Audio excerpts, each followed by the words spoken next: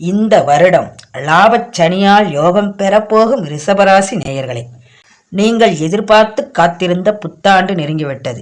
இந்த ஆண்டு நடைபெறவுள்ள முப்பெரும் கிரகங்களின் பெயர்ச்சி உங்களுக்கு அற்புதமான பலன்களை அள்ளி வழங்கப் போகிறது. ஆண்டின் தொடக்கத்திலேயே சந்திரன் உச்சம் பெற்று உங்கள் ராசியில் சஞ்சரிக்கிறார். தனஸ்தானத்தில் லாபாதிபதி குரு சஞ்சரிப்பதால் தனவரவு பெருகும். ராகு கேது பயிற்சிக்கு பிறகு புதிய திருப்பங்கள் ஏற்படும். புத்தாண்டின் தொடக்கத்தில் உங்கள் ராசிநாதன் சுக்கிரன் புதனோடு இணைந்த புத சுக்கிர யோகத்தை உருவாக்குவதால் பொருளாதாரத்தில் நிறைவு ஏற்படும். கல்விக்காக எடுத்த முயற்சி கைகூடும். படிப்பிற்கேற்ற வேலை கிடைக்கும். வெளிநாட்டு முயற்சியில் அனுகூலம் உண்டு. பொன் பொருள் வரும்.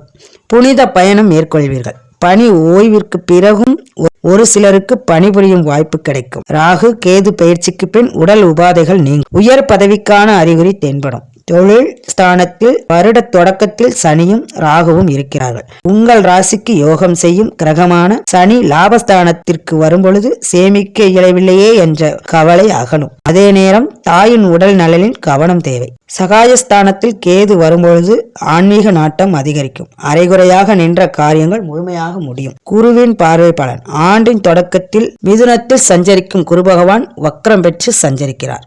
உங்கள் ராசிநாதன் சுக்கிரனுக்கு அவர் பகை கிரகம் என்பதால் இக்காலம் இனிய காலமாகவே அமையும். குருவின் பார்வை 6, 8, 10 ஆகிய இடங்களில் பதிவதால் எதிரிகள் விலகுவர். ஆரோக்கிய தொல்லை அகலும்.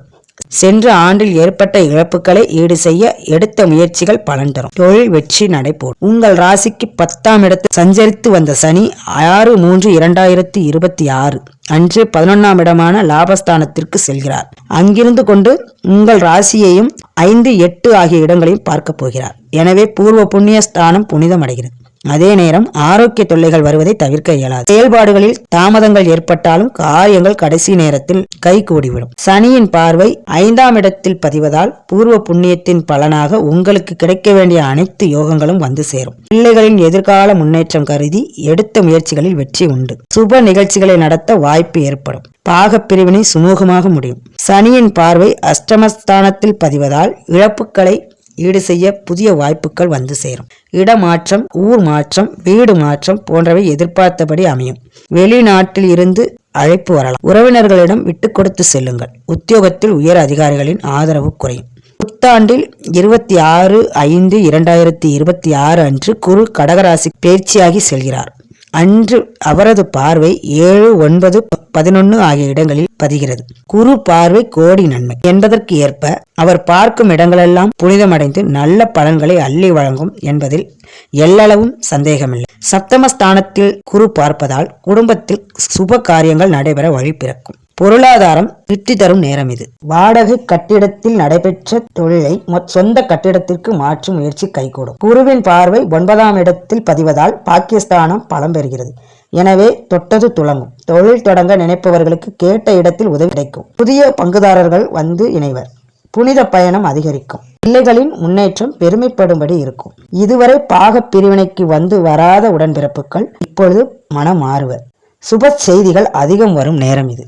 குருவின் பார்வை 11ஆம் இடத்தில் பதிவதால் பொருளாதாரத்தில் நிறைவு ஏற்படும். செய்யும் தொழிலை விரிவு செய்ய எடுத்த முயற்சிகள் வெற்றி பெறும். கொடுக்கல் வாங்கல்கள் ஆதாயம் தரும். வெளிநாட்டில் பணிபுரிய வாய்ப்பு தேடி வரும். மூத்த சகோதரர் வழியில் முன்னேற்றம் கிடைக்கும். எதிர்கால முன்னேற்றம் கருதி எடுத்த முயற்சிகள் பலன் தரும். பார்க்கும் குருவை பலப்படுத்த வியாழக்கிழமை தோறும் விரதமிருந்து குரு கவசம் பாடி வழிபடுங்கள். 20/10/2026 அன்று குரு பகவான் சிம்ம ராசிக்கு பயிற்சியாகி செல்கிறார். இந்த அதிசார பயிற்சியின் விளைவாக குருவின் பார்வை 8, 10, 12 ஆகிய இடங்களில் பதிகிறது. ஆரோக்கியம் சீராவதில் புதிய மருத்துவம் கை கொடுக்கும். சுப செலவு செய்வதன் மூலம் வீண் விரயங்களில் இருந்து விடுபடலாம். பழைய பிரச்சனைக்கு தீர்வு காண்பீர்கள். பிரபலங்களின் உதவியை பெறுவீர்கள். பெற்றோரின் ஒத்துழைப்பு கிடைக்கும். வெளிநாட்டில் இருந்து ஆதாயம் தரும் தகவல் வரலாம்.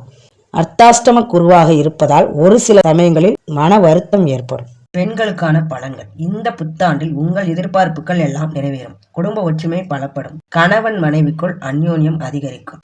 பிள்ளைகள் வழியில் மங்கள நிகழ்ச்சிகள் மனையில் நடைபெறும். சனி பயிற்சிக்கு பிறகு பொருளாதார நிலை உச்சம் பெறும். தாய் வழி ஆதரவு உண்டு. சிம்ம குருவின் சஞ்சார காலத்தில் ஆரோக்கியத்தில் கொஞ்சம் கவனம் தேவை. ஆண்டு முழுவதும் நற்பலன் கிடைக்க பிரதோஷ நாளில் விரதமிருந்து நலம் தரும் நந்தீஸ்வரரை வழிபடுவது வளர்ச்சி தரும்.